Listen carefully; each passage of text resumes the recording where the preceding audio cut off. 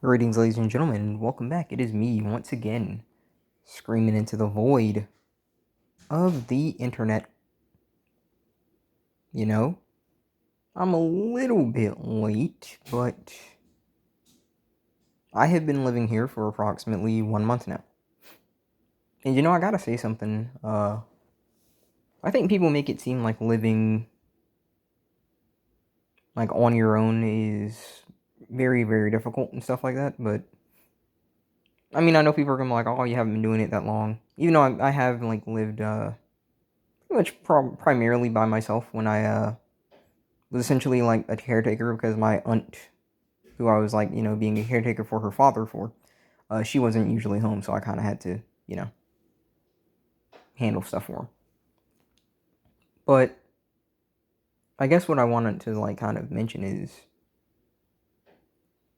I can understand why people get a little bit overwhelmed because it's like if you're usually used to like having someone else cook for you and stuff like that, then yeah, and a lot of people these days don't even want to try and cook, so you know, it's that's something too, but I don't really think cooking is usually that difficult and stuff like that. I've been cooking here, not every day because I get to eat at work since I work at a restaurant, but I wouldn't mind being able to cook every day. But if I cook the stuff that I want to cook, considering that I'm on a high protein diet, that is going to make me use the bathroom, shall we say. And using the bathroom when you need to work long shifts is not the best thing, so yeah. But you know what I really wanted to like kind of talk about? I wanted to talk about the fact that, I'm just still happy, that all of the drama that I was once putting up with, all of it's gone. You know, it is exquisite to be able to just know that, hey, listen, when I come home from a long shift, I don't gotta hear nothing. No freaking women, no nonsense, no siblings.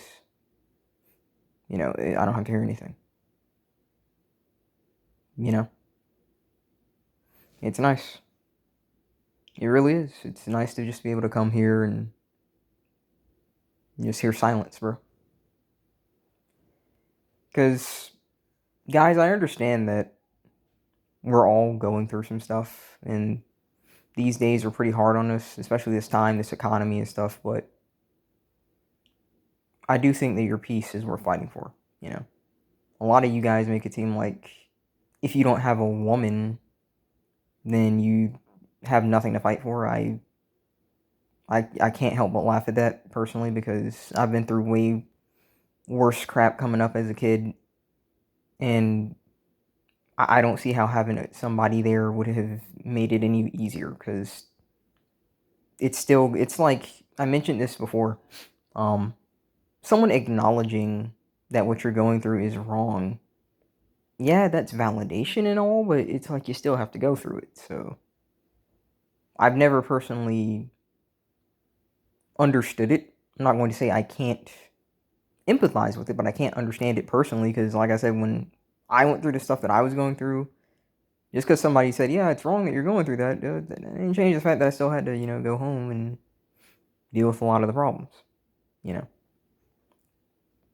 But I think that your peace is worth fighting for, and so many of us, especially in this space, we don't even have peace in general. We're just rotting, as they say, right? We're usually just rotting. But I think that you can get to a point where you can at least have some kind of comfort. You can at least have some kind of peace of mind. And I have it, folks. Like homelessness, that's so long as I play my cards right, right? Like that's nothing that I ever have to worry about. Hunger, I don't have to worry about hunger either. Money, like I'm making pretty okay money. It's not the worst, it's not the best. It's just pretty okay, and I'm fine with that. I'm a single man. I don't spend money like that. I don't go out and gamble and stuff. So we know how men live. Like we live very simply. We don't buy excessively. We're not net consumers. We're net producers. Is what it is. You know.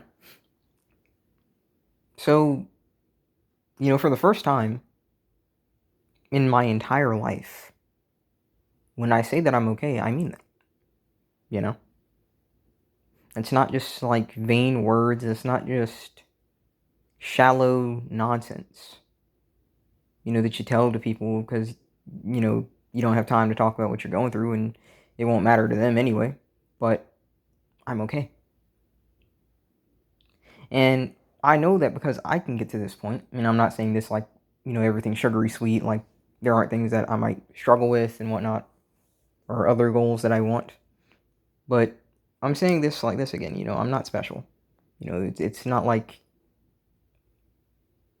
I, you know, look down on anyone else who has chosen to like, kind of just neat and stuff like that. I've never said that. I think it's funny that, occasionally on some of these videos that I'll make, like some people will pop up and say that I'm like making fun of doomers or something like that.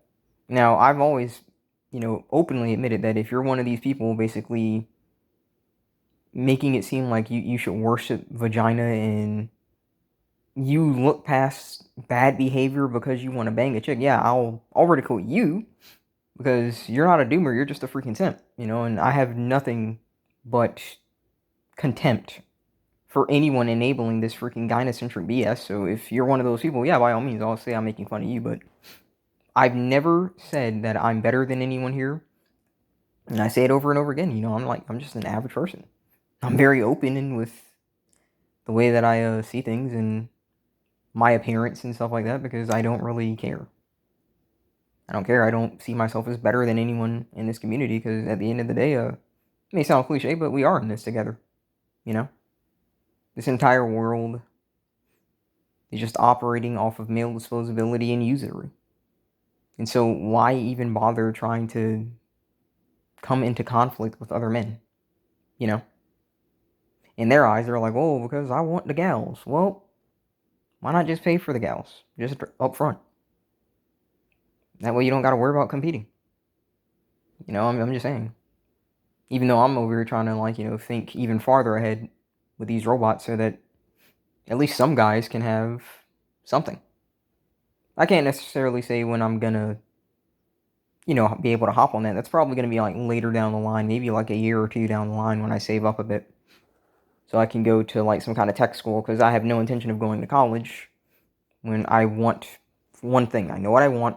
That's what I want. I have no intention of paying for other crap. So, and I can definitely see that becoming a feasible goal. I just need to think about where tech schools are, do some research because, like I said, I do think that maybe even considering like going overseas to study that stuff would be pretty beneficial because overseas it's very apparent with like how deep they're into like robotics and stuff like that. So we'll have to see, you know. But I know that this is kind of like almost like a little check-in with you guys because it's not like I've accomplished everything that I've ever wanted in life, not by a long shot, but it does feel all right to know that everything's fine for now, you know. I've talked about how like I've always had a storm in my life. There's always been some kind of chaos that honestly I know that I asked for it, but it's like I'm not saying this as like again pity party stuff. I just really don't know how to respond to it and I don't it's like part of you just doesn't fully want to trust it because you're so used to like something going wrong and screwing your life up. So it's like yeah, you're okay, but do you really want to say it? Do you really want to acknowledge it fully? It's like in my subconscious. It's like I don't know. I'm having a hard time acknowledging that because every time I do acknowledge it, something will happen. So yeah. But I hope that you guys are doing well. I really do because if you're not, check in. I kind of want to know what's going on with y'all if y'all do want to share. Because I don't think that I'm over here like when I get into a point where like I'm relatively alright that I just stop caring about everyone else. I remember where I come from. Always have, always will. That doesn't mean that like I remember the bad things about where I come from in the sense of Oh, I'm always gonna look out for somebody because I remember that we used to grow up like this. If you're a piece of crap, then you're a piece of crap. I'm not gonna be worried about that. But I do remember where I come from in the fact that I don't look down on people who are in really rough positions because I've been in rough positions for freaking years. That's just been the story of my life. And even now, yeah, maybe even people might think that I'm in a rough position now because I'm over here, just in a room, even though that's what I wanted. I wanted to live in a room. I wanted to share because I knew that that would be able to be the best thing for me so that I can save money. It's no point in me personally trying to rent a $1,500 apartment that I'm not even going to be in most of the time because I'm at the wage cage. So, what's the point of working my balls off to try and get an apartment or rent or, God forbid, even mortgage a house when realistically speaking, I'm not there most of the time. I'm working. And on top of that, I don't even own a house if I did want to try and own a house because, trust me, I got screwed over with property taxes before and they will take that house very, very quickly. So don't even think that even if you try to like pay off a house that it's yours because you don't own something if you have to keep making payments on it. It just is what it is. But before I get too, far off, I kind of just want to go ahead and bring this to a close. It's odd, guys. It really is. It really is odd after the freaking dumpster fire that was my life for so many years. To finally be here and whatnot. And it does feel like it kind of just proved the point that I said, like people that really weren't able to have kids, smart, that didn't plan to have kids, right?